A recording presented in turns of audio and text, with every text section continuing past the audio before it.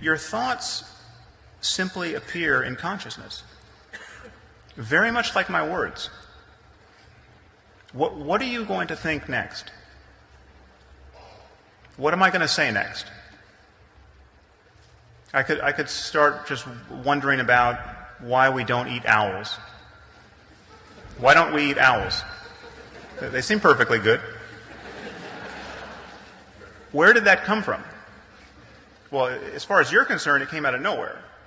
Right? But the same thing happens in the privacy of your own mind. It's happening right now. You've all made an effort to be here tonight, presumably because you wanted to hear what I had to say about free will. And you're trying to listen to me, but you have a voice in your head that just says things. Haven't you noticed? Now, I'm standing up here trying to reason with you, and you'll think, he looks a little like Ben Stiller.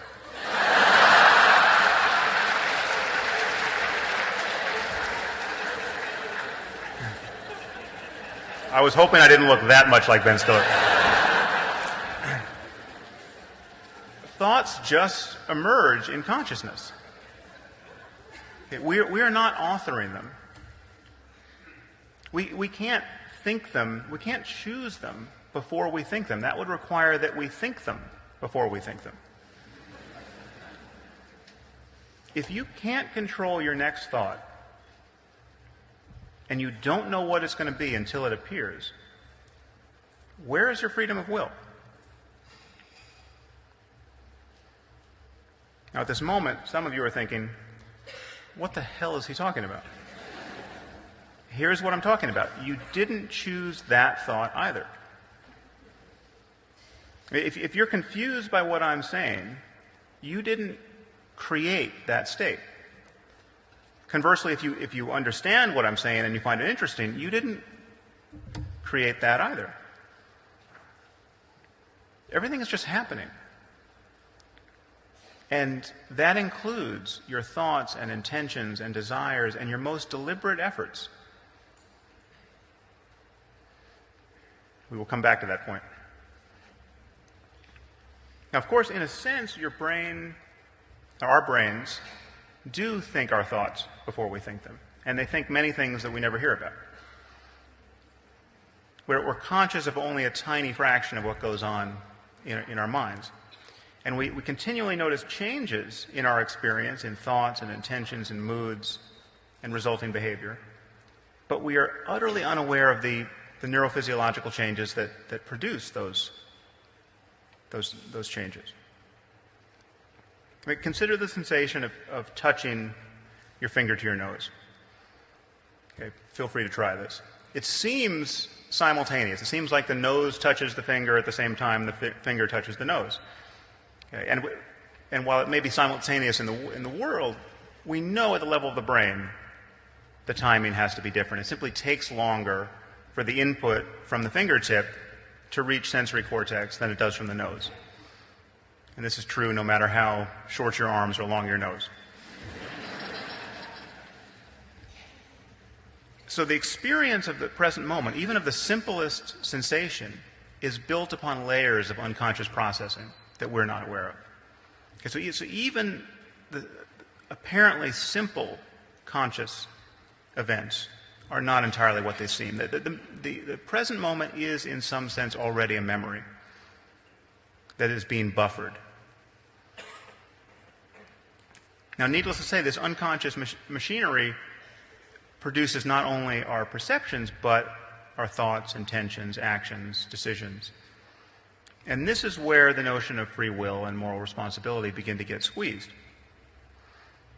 Now, many people have demonstrated in a lab, in many labs actually, that a person's conscious decision comes after processes that can be detected. And there's a time lag between the moment you think you've decided to do something and the moment at which your brain decided. And this has been proven. Benjamin Libet did this with EEG, and this has been done with fMRI, and actually direct recordings from the the courtesies of patients about to undergo surgery, we know that even the simplest, most apparently voluntary decision, like the decision to move your left hand versus your right hand, or the decision to push the left button or the right button, when you put people in this paradigm and you have them watch a clock, a special clock that allows them to discriminate just very fine increments of time, and you ask them simply to make the choice to move whenever they want to, they can move their left hand or the right hand, just notice what time it was on the clock when you finally were aware of which course you were going to take.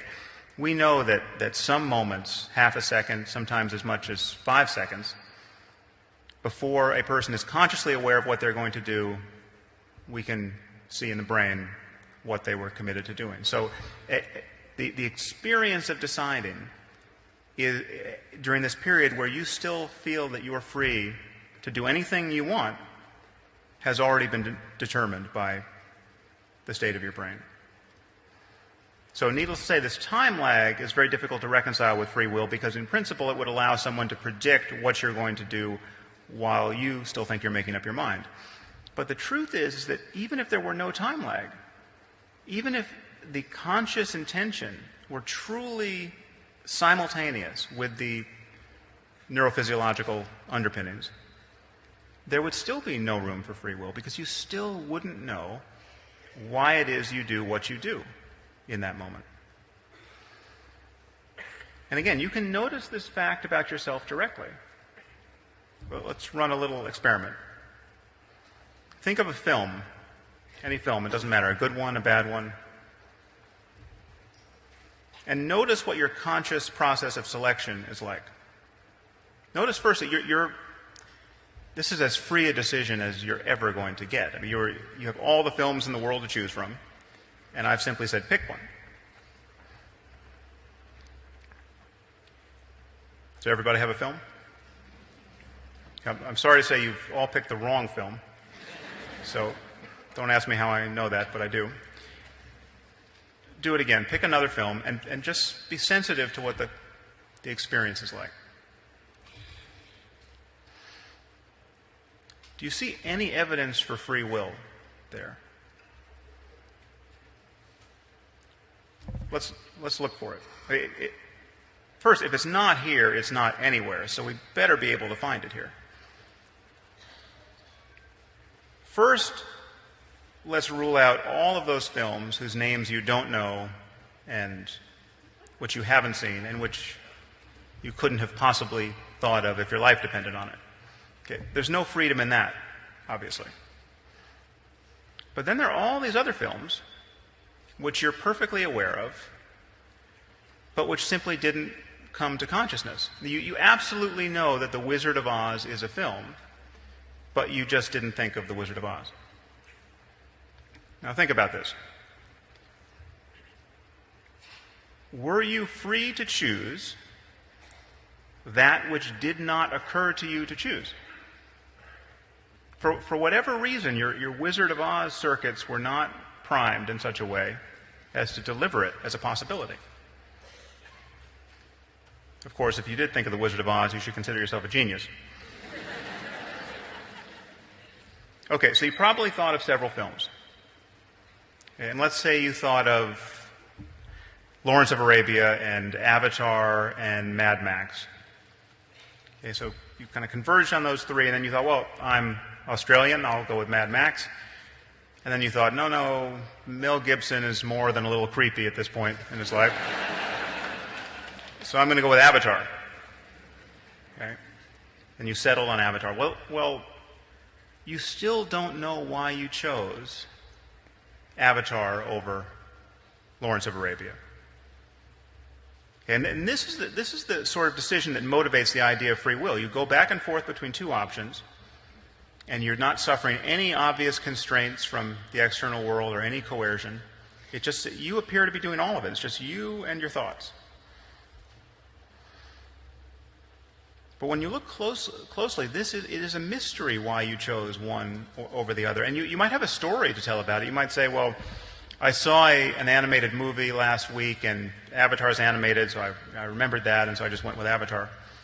Okay, well, the first thing to say is that we know that those sorts of explanations are almost always wrong. When you bring people into the lab and manipulate their decisions, they always have a story about why they did what they did, and it never bears any relationship to what actually influenced them. So you can bring people into the lab and give them a hot beverage as opposed to a cold one to hold in their hands and get them to cooperate more or to like one person more than another, and they have no idea that the temperature of the cup in their hands is influencing them at all.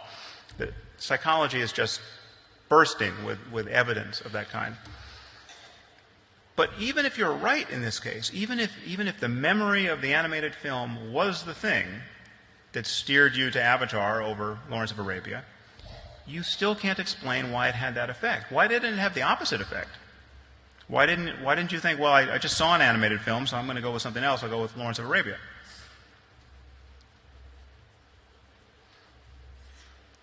The thing to notice about this is that you, the conscious witness of your inner life, isn't making these decisions.